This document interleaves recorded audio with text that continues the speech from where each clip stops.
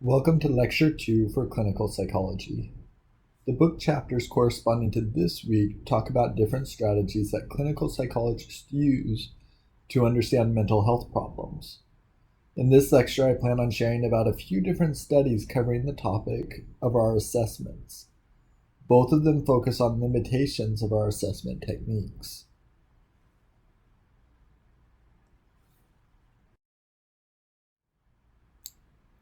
Let me set the stage for the first study by giving you a little background on clinical judgment. In 2006, the American Psychological Association put forth a definition of evidence-based practice in clinical psychology. They said that it should include an integration of the best available research with clinical expertise in the context of the patient's culture, values, and preferences. We will talk about that more in another lecture, but for today, I want you to notice that clinical expertise is given equal weight to research evidence.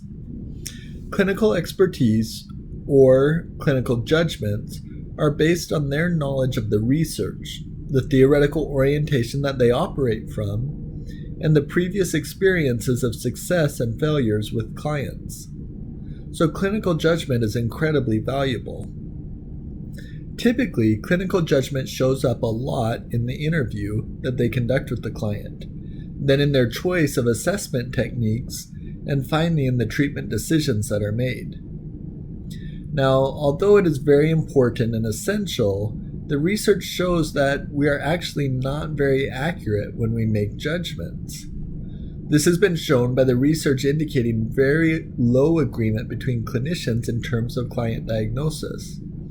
For example, if a client was to go in and see a psychologist, and that psychologist gave the client a diagnosis of bipolar 1 disorder, and then the individual was to go and see a second psychologist, chances actually favor that the second psychologist would give a completely different disorder. Clinical judgment on its own has also been shown to be a poor predictor of client lethality, such as their risk of committing suicide or carrying out a violent act towards others. And that is an area where it is super critical that we are accurate in our judgments.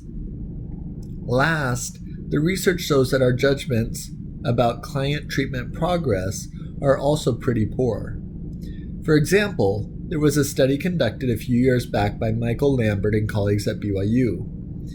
In this study, they asked the therapist of about 550 clients to make a guess if their clients that they had been working with in therapy had at that point recovered from their problems, made no change at all, or gotten worse. Take a look at the figure on this slide. For about 500 of the clients, the therapist said that they had recovered. For the remaining 50, they said that the clients had stayed the same. And they never predicted that one of their clients had gotten worse. In reality, only about 200 of the clients had actually recovered. About 250 of them had stayed the same, and about 50 had gotten worse.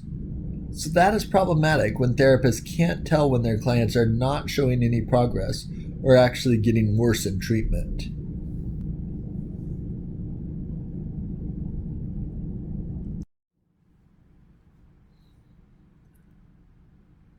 The next study that I want to talk about is a meta-analysis looking at the relationship between the accuracy of clinical judgment and the therapist's confidence about their judgments.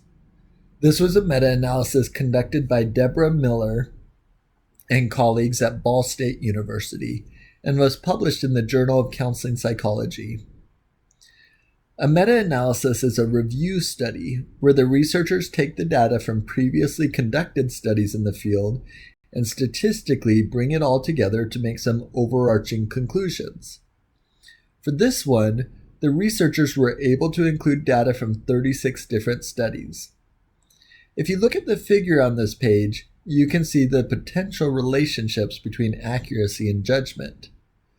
What we most want to see is therapists being very accurate and being confident about that accuracy. But we know that that doesn't always happen. The next most often thing that we would want to see is them being not accurate, but they are not confident about it either.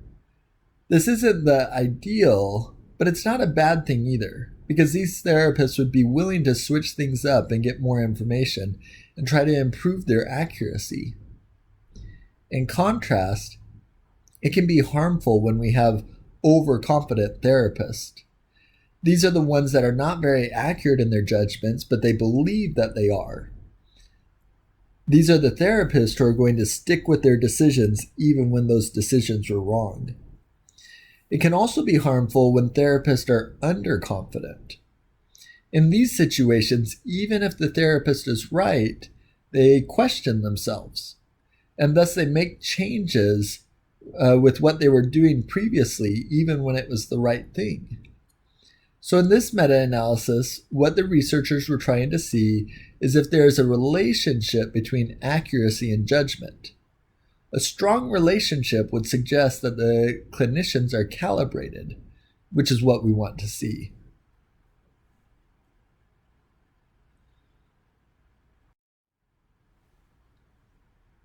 If you look at this figure, it is a way to display the results from a meta-analysis.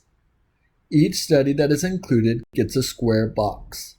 The box is larger if they have more participants in the study. And then there's a horizontal line for each study that represents the confidence intervals for their findings. All of those are then plotted on a graph where 0, right in the middle, indicates no relationship between the variables.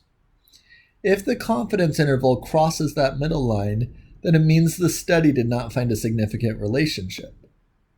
Specifically for this meta-analysis, dots on the right side of the center line mean a positive relationship between accuracy and confidence, and dots on the left side mean a negative relationship between accuracy and confidence. In other words, for the negative relationship, the more wrong they were, the more confident that they were right. At the very bottom, you'll see a diamond. That represents the overall relationship. You will see that the diamond also has confidence intervals, but they are much smaller because it is taking in information from all of the other studies. So it is more precise. So you will notice that the diamond is on the positive side. So that's good. You will also notice that the confidence line does not overlap with the 0 center line, meaning it is a significant relationship. But the correlation was only 0.15, which is very small. This means that not only are psychologists not always accurate in their clinical judgments, they are not very good at knowing when they got things right or wrong. So this is problematic.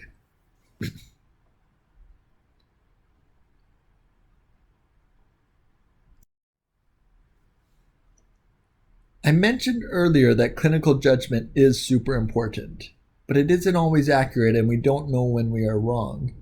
The good news is there is a solution. Research shows that clinical judgments become much more accurate when clinicians consider multiple sources of information. A little analogy here.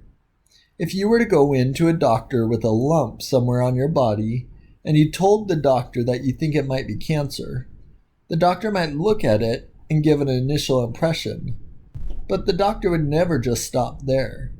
They might do an ultrasound or a biopsy, and once they have done those things and have that additional information, then they can be super accurate with their diagnosis about cancer. So it is important that therapists do the same. Some of the things that therapists do to inform their clinical judgment are interview the client, observe client behavior, and administer different measures and assessment techniques. Of these, the most interesting and the most controversial are the projective measures. These are the ones where the psychologists have clients talk about a neutral stimuli, and then based on what they say, the psychologist can tell the client something about their mental health. The 4 most famous ones include the Rorschach, the TAT, draw a figure, and the sentence completion task. With the Rorschach, a client is shown an ink blot, and they have to describe what they see in it.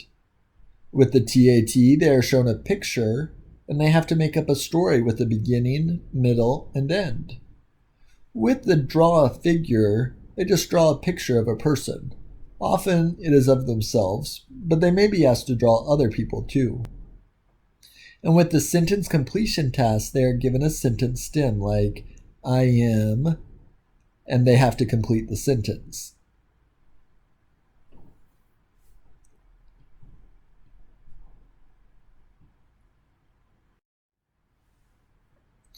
So I mentioned that these techniques are controversial. Many of them originated 30 to 50 years ago or even longer. They were often developed out of theory without much initial research support for them.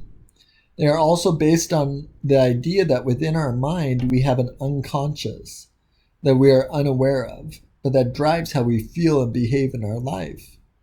So there are some clinicians who have used projective tests for years, and they feel that it provides them with rich, detailed information about the client that they can't get in other ways. However, there are others who say they are all phony and there's no scientific basis for their use at all. So in this article here on the slide, by the article by Scott Lilienfeld and colleagues, their goal was to review all of the literature and see if these projective tests really have any merit.